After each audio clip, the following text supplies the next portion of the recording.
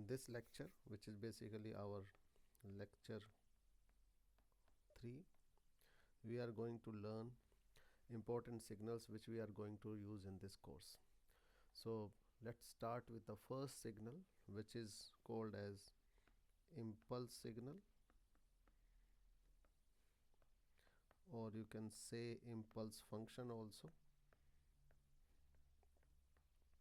which is mostly denoted by in continuous time domain by this, and it is defined as 1 for t equals to 0 and 0 elsewhere.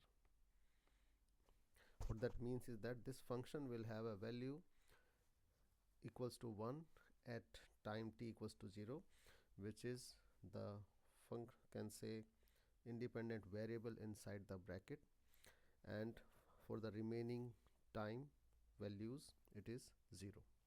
Okay, it's basically an idealized infinitely short burst of energy that lasts for 0 time. Okay, so how you plot it, it will be like this.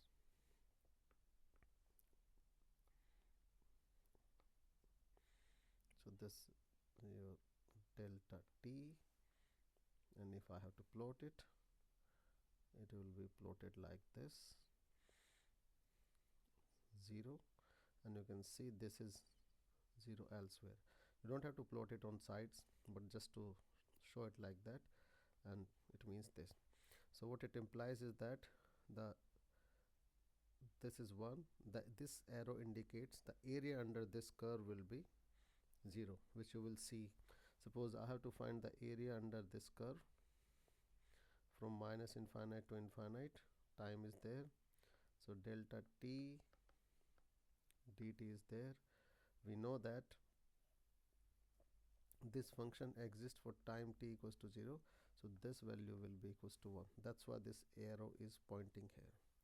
Now different versions of this signal which you can see, suppose I write it as delta t minus a. So whatever you have in bracket, you will put it equals to 0, t minus a equals to 0. So for this point, basically the function will have a value equals to 1, and remaining it will be 0 elsewhere. It doesn't matter this function is positive or negative, then you can say that in that case it will be equals to 1 for t equals to minus a and 0 elsewhere. So whatever you have in bracket, you will put it equals to 0. That will signify or give the point where it is equals to 1. Even if it has like this,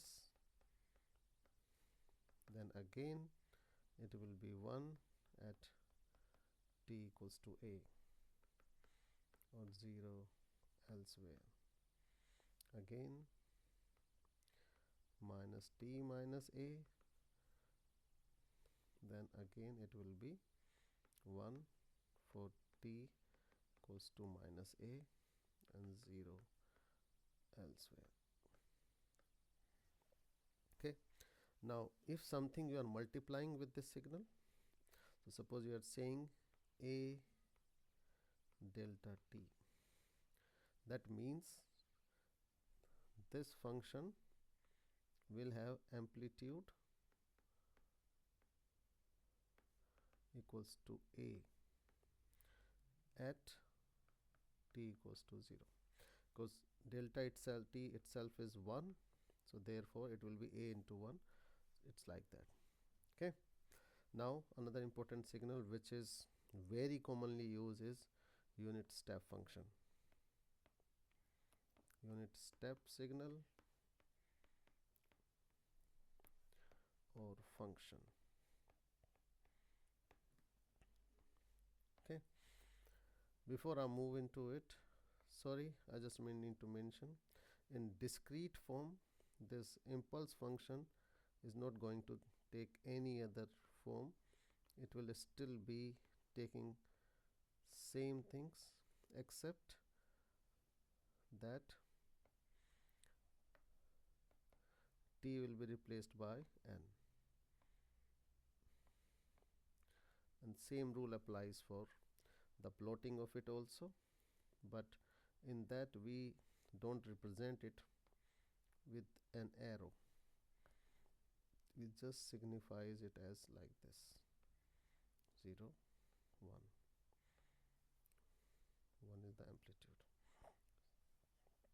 Now going back again to unit step function,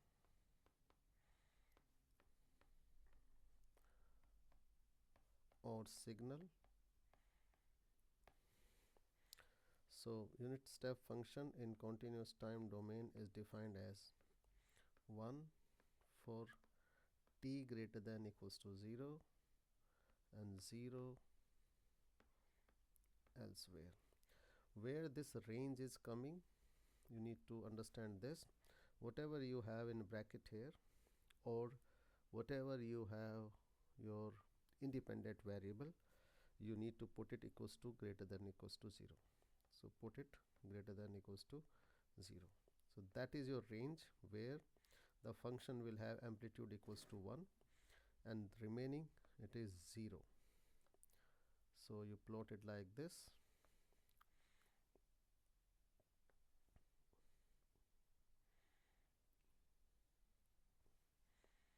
So it's 1. So starting from 0, all the values on this side will have amplitude equals to 1 and this side it is 0. That's why it's called a step, because you can clearly see that we are going from 0 amplitude to 1 and we are taking a step of 1 value. If you multiply this signal with anything, let's say you are multiplying with 3, then it will itself become 3 and it will change to 3 here. Okay, so because unit means 1 and it's taking only 1 amplitude, so whatever you will multiply it with, it will just take that form. Now again, if you have this signal in these different forms, u t plus 3, u minus t plus 3, u t minus 3, and u minus t minus 3. So we will plot them one by one.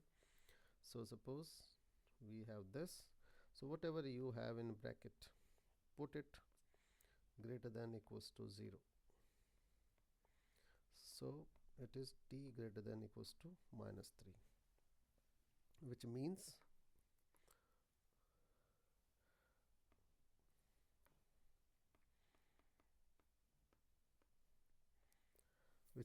clearly that u t plus 3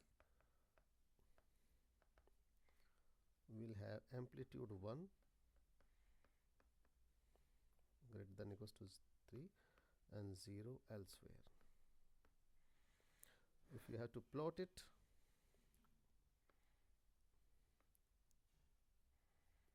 t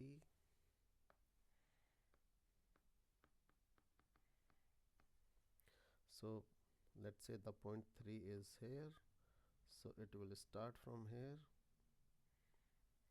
So for all values of t greater than minus 3, this function will have, up to going up to infinite, this function will have value equals to 1, and for all values less than minus 3, it is equals to 0. Now if I have to plot u minus t plus 3, then whatever you have in bracket,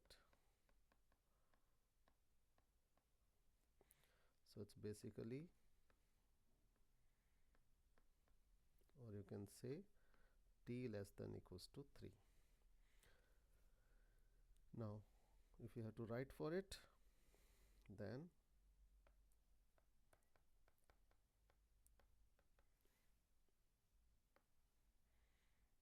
1 for 0 elsewhere. If you want to plot it,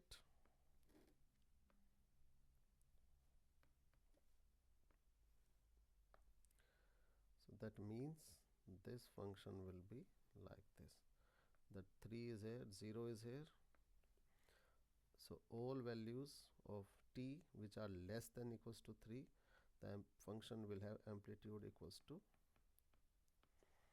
1. Okay, now if you want to plot ut minus 3,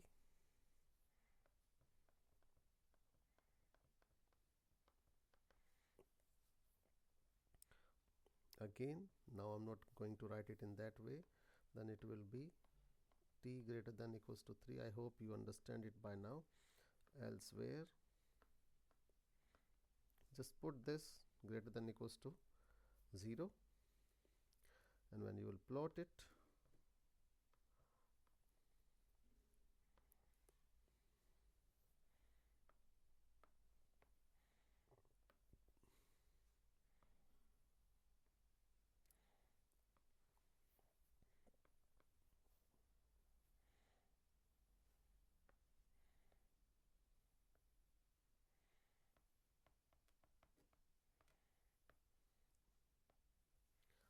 it will be like this.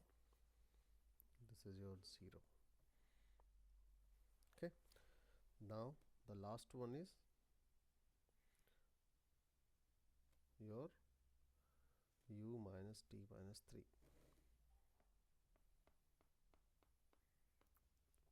So whatever you have in bracket, put it greater than equals to 0.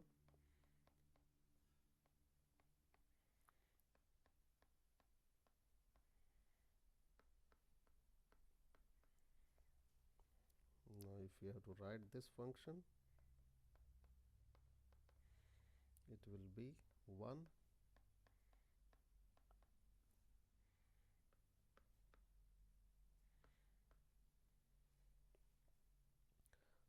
Now if you want to take a form of it, plot it, then it will be minus 3 0 t u of minus t minus 3. So it will have amplitude 1 for all values of t which are less than or equals to minus 3. This is unit step function is continuous time domain.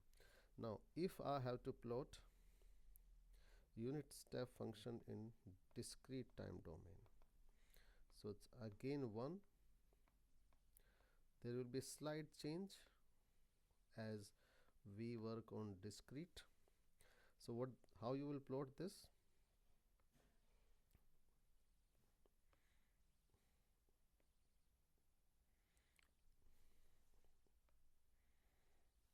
So this is 0. So for n greater than equals to 1, we are taking discrete values. So it will be 0 1 2 3 4 5 and so on, means it's going up to infinite. So you will plot it like this,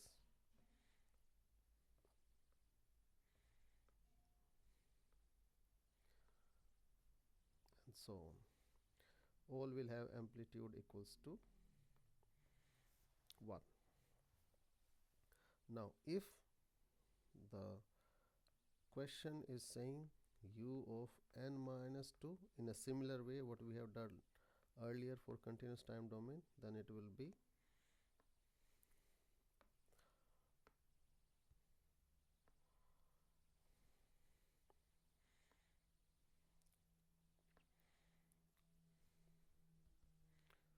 some problem. So in a similar way, if you will plot it, then it will go for n greater than equals to 2 and 0 elsewhere. However, the plot will take slightly different approach like we did for normal discrete signal. So it will start from 2,